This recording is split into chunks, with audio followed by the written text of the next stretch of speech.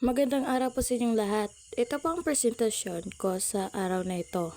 Presentasyon ko po ito ay about sa pananakop ng mga Hapones sa Pilipinas.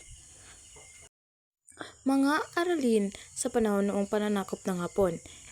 Isa, talisitaan. Kalawa, maikling kwento sa panahon ng pananakop ng mga Hapones sa Pilipinas. Unang aralin, talisitaan. Una, binigyan ng higit na importansya o halaga. Ikalawa, makabuluhan, may saysay, makatarungan, mahalaga. Ikatatlo, sinsura, pagsuri o pagbawal ng pamalaan ng mga babasahin, pelikula at iba pang anyo ng impormasyon bago ito inalas sa publiko. Ikaapat, Diwang Pilipino, kaisipan, damdamin at katangian na pagpapakita ng pagka-Pilipino, espiritu ng pagiging makabayan, masino, maayos at maingat na paggawa ng isang bagay. Kaanim, masusi, maingat at detalyado, may lubos na pag-iingat at pagsusuri naman sa pagnililay o pagsusuri sa sarili, mapagmuni-muni. Kawalo, mapaglinay, mahilig mag-isip o maglinay, mapagmuni sa mga pangyayari o karanasan.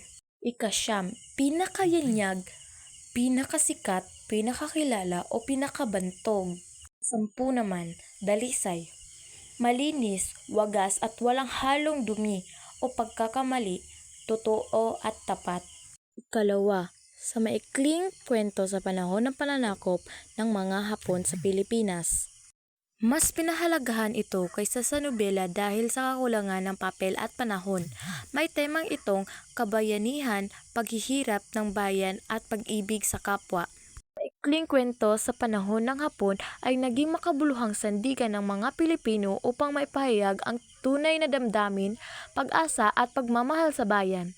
Sa kabila ng pagbabawal at sensura, ginagamit ng mga manunulat ang sariling wika at maikling paraan upang maipakita ang katatagan ng diwang Pilipino. Sumigla ang panitikan sa mga pahayagang Tagalog dahil sa pagbabawal ng Ingles.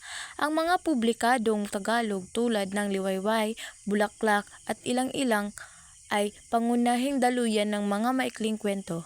Dito nailathala ang maraming obra na nagbigay buhay sa panitikang Tagalog. Yun lang ang maikli kong animasyon at salamat sa panonood ninyong lahat.